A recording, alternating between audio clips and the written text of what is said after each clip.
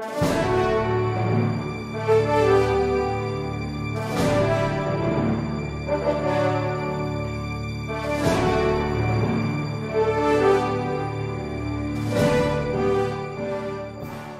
am not questioning, lest I be misunderstood. We are not questioning, Your Honor, the authority and the power of the impeachment court to promulgate its rule. But what I'm stating on record is this. I have examined the rules of procedure.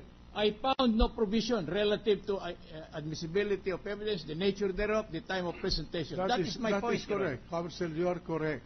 Because we adopted by reference the rules of evidence under Part 4 of the Rules of Court. And that's why we made it as a part of Rule 6 of this impeachment court, that the revised rules of court shall be supplementary to the impeachment rules of this impeachment court.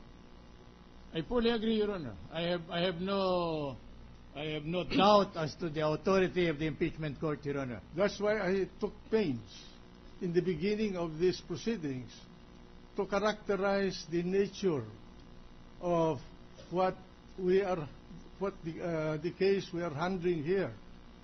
And the reason for that was precisely to determine what rules in the revised rules of court would be made applicable in this proceeding. And in my humble opinion, and the humble opinion of this presiding chair, is that only the rules on criminal procedure and the rules of evidence will be supplementary to the rules on impeachment adopted and published and promulgated by this impeachment court. I fully agree, Your Honor. As I have stated a while ago, with due permission of the Honorable Presiding Justice, proceed. I have no quarrel with this provision, Your Honor. But allow me... Just a minute, Counsel, with your indulgence. If you remember, when I made the ruling for your continuing objection, I imagine that precisely you would register your continuing objections to that line of questioning without having to repeat them orally. That's correct, Your Honor. But only insofar as the testimonial aspect of the witness, of the evidence concerned, not the documentary exhibit. And yet, you will probably agree with me that there are exhibits already being marked, and so this is not covered by the reservation, Your Honor. And I'm sorry, Your Honor. I'm sorry, I have to interrupt you, but if you recall, and I would like to appeal to the records, I precisely announced that the presiding officer will allow the marking and presentation, not offer, but presentation of the documentary evidence conditionally, subject precisely to the resolution of the issue you raised, and for which the presiding officer ordered the submission of the respective memorandum of the parties. So proceed. Thank you, Your Honor. Now, you will probably agree with me that enshrined in our Constitution is a provision to the effect that the Supreme Court or judicial arm of the government shall have the power to issue rules and regulations concerning pleadings, evidence, and so on. Now, but I would like to call your attention that the rule itself, the revised rules of court, speaks of these rules shall be applicable in all courts. It did not refer to this court, only the courts under the judicial branch of the government. With due respect, Your Honor, with due respect, Your Honor, I find no distinction, Your Honor, because it refers to rules of procedure, and it says this rule shall not apply to. So there are exceptions clearly indicative. But in those, I'm sorry, Your Honor. Sorry, but I'm not arguing with you, counsel, but I'm just calling your attention that the precisely Congress was authorized to make its own rules on impeachment. The revised rules of court recognize this, and it says that the rules it was promulgating shall be applicable to all courts, meaning the courts operating in this country in a permanent, as a permanent structure of government.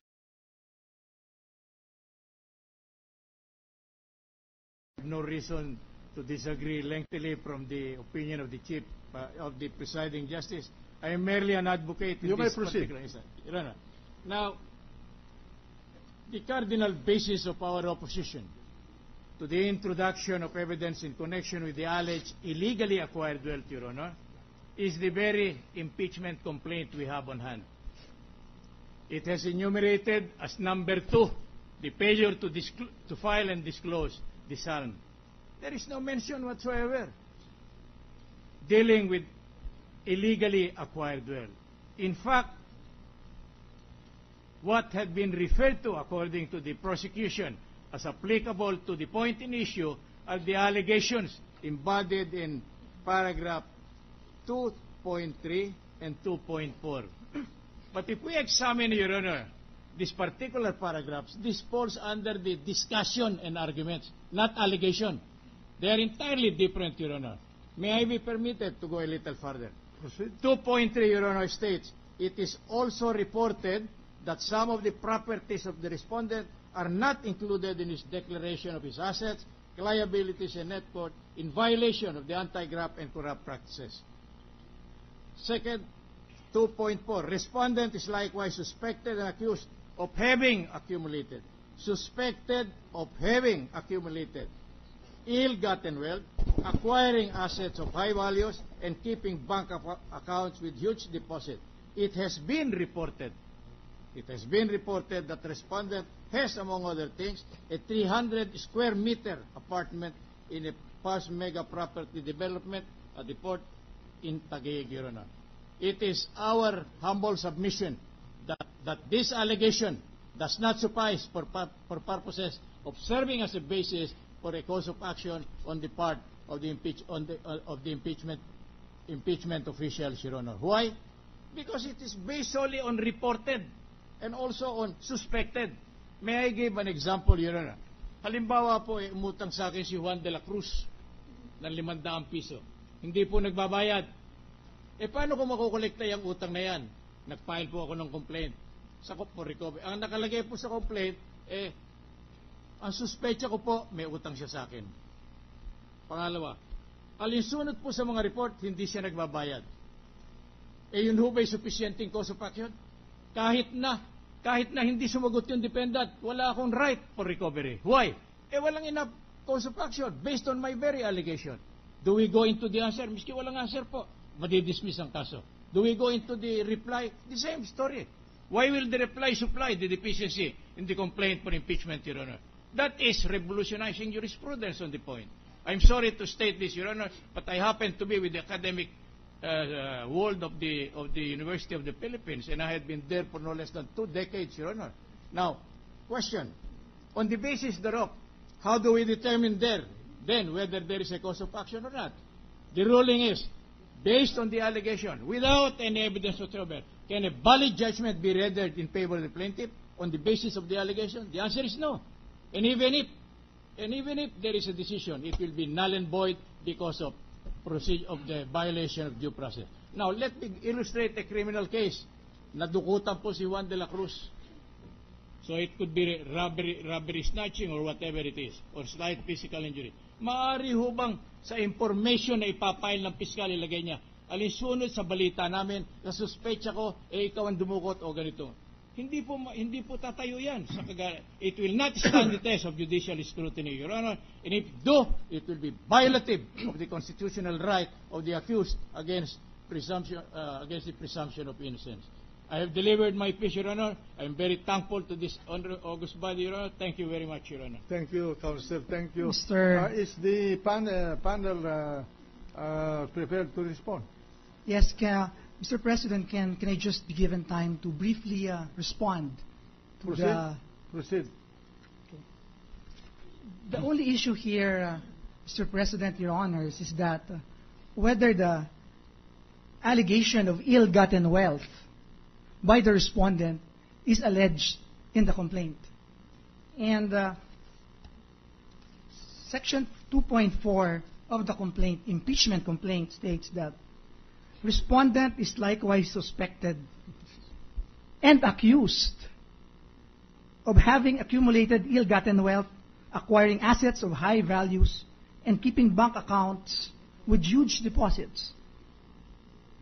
And we enumerated an example. Among others, the 300 square meter apartment in a posh Mega World property development at the Fort in Taguig. What is the test, Your Honors? Whether the allegation is sufficient in the complaint. The test is simply, as was stated in a particular case in 1960, Abbey versus Foster Wheeler Corporation. The allegation is sufficient if it contains sufficient notice of the cause of action, even if the allegations may be vague or indefinite. In other words, the allegation in the complaint is sufficient if it informs the respondent of the accusations against him.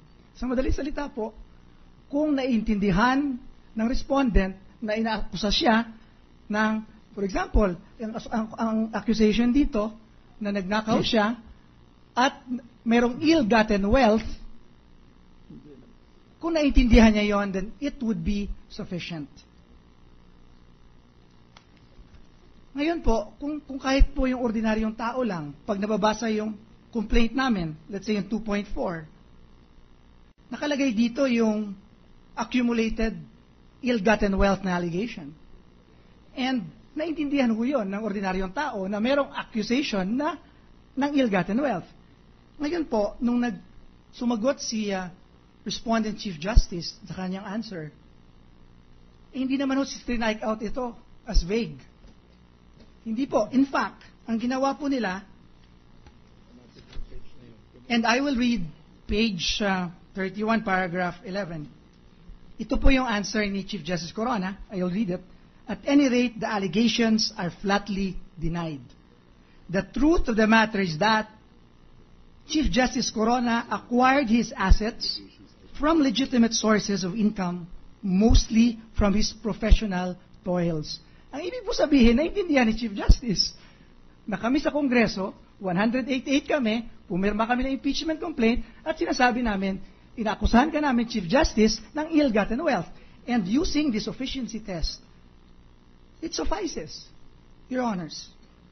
Further, I just want to point out that the counsel for the defense has been arguing, even when we argued this last week, about the rules and pleadings under the rules of court.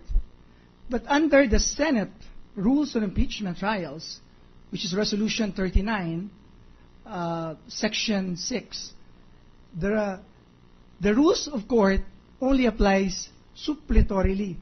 When applicable, only matters of evidence and not on pleadings. In fact, in the cases, in a long line of cases ruled by the Supreme Court, it is stated that pleadings should be liberally construed. And this is important, that we construe it liberally,